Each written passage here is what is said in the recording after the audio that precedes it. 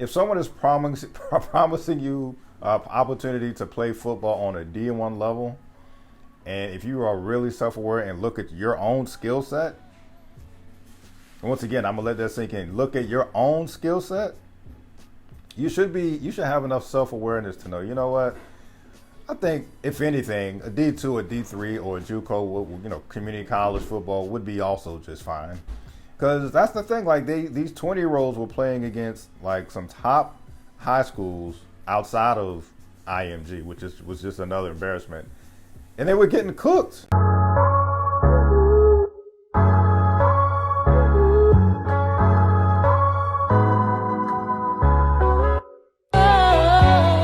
Hey, what's going on, folks? Another episode of Ryan Reviews Everything, and one of the most anticipated documentaries dropped last night.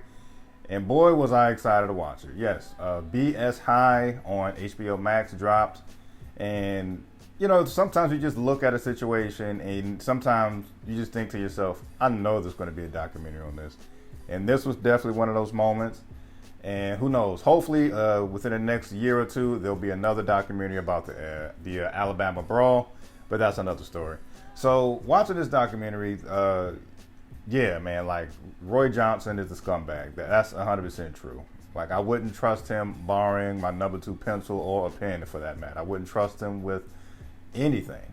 But at the same time, I do feel like there was a lack of accountability and self-awareness that could have went all around. So yes, we are going to get into Roy Johnson, but I do want to get into some of the victims as well, who I felt like, yeah, once again, there wasn't enough accountability or self-awareness. It's like, I understand, like, they're still young. Like, these guys are like 20, 21 years old, in their very early 20s.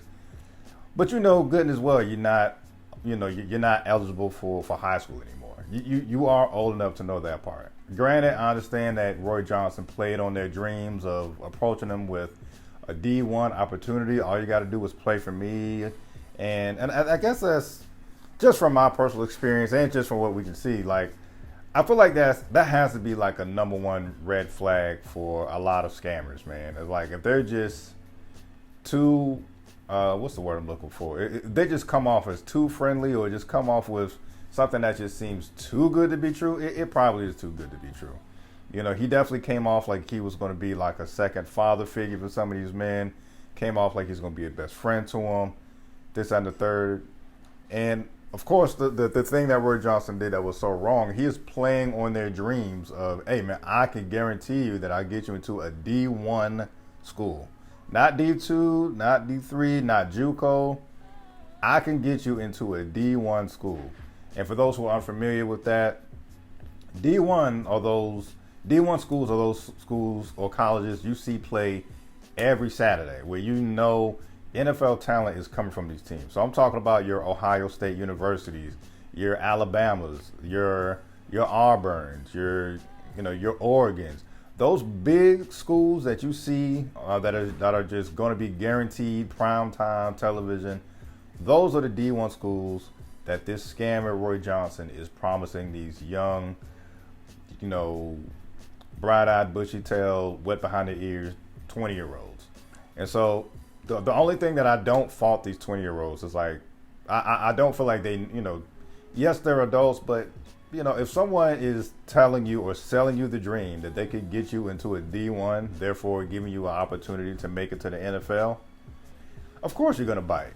So once again, I don't blame him for that. The part I'm blaming him for, at your grown age of 20 years old, there's no way that you should be taking a few steps backwards to play 15, 16, 17-year-old kids in high school. That part, I feel like there was no accountability for them. And also the self-awareness part. Like, if someone is promising you opportunity to play football on a D1 level, and if you are really self-aware and look at your own skill set, and once again, I'm gonna let that sink in. Look at your own skill set. You should have enough self-awareness to know, you know what? I think if anything, a D2, a D3, or a JUCO, community college football would be also just fine. Because that's the thing, like these 20-year-olds were playing against like some top high schools outside of IMG, which was just another embarrassment. And they were getting cooked. They were getting beat anyway. Like, there's an article, I want to say, according to NewJersey.com, like the year before they played IMG, like high school kids it was like throughout the season was like beating them like 200 and something to like 42. So Bishop Sycamore scored like a total of like 42 points one entire football season, versus 200 something points that these other opponents cumulatively scored against them. So it's like, you got to be self-aware to know, you know what, D1 football probably isn't for me, but hey, if you can somebody dream to get into any damn college, I would be grateful. And that's another thing, like we've seen stories of, just in local news or articles throughout, the internet and stuff like that. We've seen other articles to where there's like a grown man who pretended to be a high school student so he could play basketball, hoping to do the same thing, go to a college in the NBA. And still to this day, I've never heard a case of someone being like, man, you know what, this guy was so talented, even though he played against high schoolers as a grown man, he was so talented that we just had to let him in the league. He was so talented that we had to accept him into college. Like, you've never heard that. Once it was found out that there were a grown man playing in high school, the dream was over. And I did think that watching this documentary that I was going to laugh throughout this entire documentary, and that was not the case. At some point in this documentary, I felt sad for the kids and the teen moms, and I also felt creeped out by Roy Johnson. The reason why I felt creeped out is because there was something about him that something is not all there. Clearly something is not all there. And there's a part of him who felt like he truly did nothing wrong. He feels like he was 100% in the right. And sometimes we just look at someone who's that delusional, for me at least, that's sad and very scary at the same time. And boy was he scamming. Like, I think, not to go into too much of the detail because I still want to give those who want to watch it a good chance to watch it. But like, he has like over 30 lawsuits. He owes organizations and hotels and all these other people and places like a total of like more than $300,000. So this was just overall sad. And that's just it, man. I really feel like this was really eye-opening and scary. And there was one portion of the documentary to where he really sounded like a villain from Marvel or a villain from DC Comics. Like, there's one part he's talking about, you don't think there's going to be more Roy Johnsons in there throughout the world. You don't think I'm still not going to be able to let Bishop Sycamore thrive. There are going to be more kids who want to play for me after this documentary. There are going to be more schools who want to play against Bishop Sycamore after this documentary, which I don't believe. Like I said, you can't trust a damn thing he says. But just the fact that is what he truly believes. I don't think he's putting on an act is why I think it's scary. I think he truly believes, being the center of attention in such a documentary. I really feel like he feels like that's going to bring more attention to his fake school. A few other talking heads that I felt like stood out.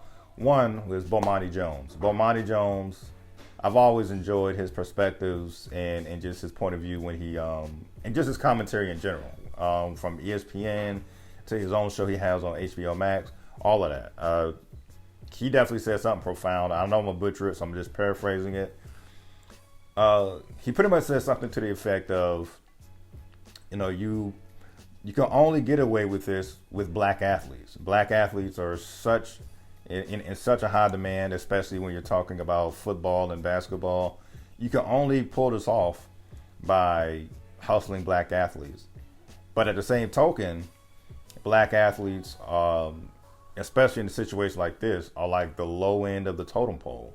They're for lack of a better word, they're kind of like pawns in like this scamming type of a chess match. And that's really what they were used as. So once again, he said it in a much more profound way. definitely check it out. And also the guy, I want to say his last name is Fari, Jim Fari. I may have butchered that, but I'll definitely correct it. He was actually, pardon me, he was actually the investigator who found out that Bishop Sycamore was a fake school 3 years prior to the embarrassment that was displayed on ESPN. And he was telling reporters about it. He was singing it from the highest of the hilltops. Nobody paid attention to him until they saw the embarrassment that occurred on against IMG on ESPN. And the last talking head was more of a negative light. Jay Richardson looks crazy standing by his guy Roy Johnson. To my knowledge, I believe he's a former NFL player as well, but he looks nuts standing by this guy 100% as if he's vouching for everything that Roy Johnson is speaking about. That's all I got to say about that. And throughout this documentary, you see other examples that he really didn't care about the players. This is the only guy who agreed to play 2 physically taxing football games in a span of 3 days. Now, granted, like the college level doesn't do that, NFL level definitely doesn't do that, but yet he wants his kids to play 2 very, very physically demanding football games in a span of 3 days. They played some school 3 days prior to their IMG debacle. That school washed them. I think it was like 38-0, something embarrassing. And then you got 3 days later, you're playing an even more talented, dangerous football team, and that's when they get beat. I think it was 56 or 58-0. So, I could vent on and on about this. Highly recommend you check out the documentary. Like I said, I don't think it's a spoiler necessarily, being that these are real facts that happen that you can look up. But all in all, check it out. And the scary thing is, I do believe Roy Johnson to a degree when he says, because of what he was able to accomplish, there may be other Roy Johnsons out there in the world.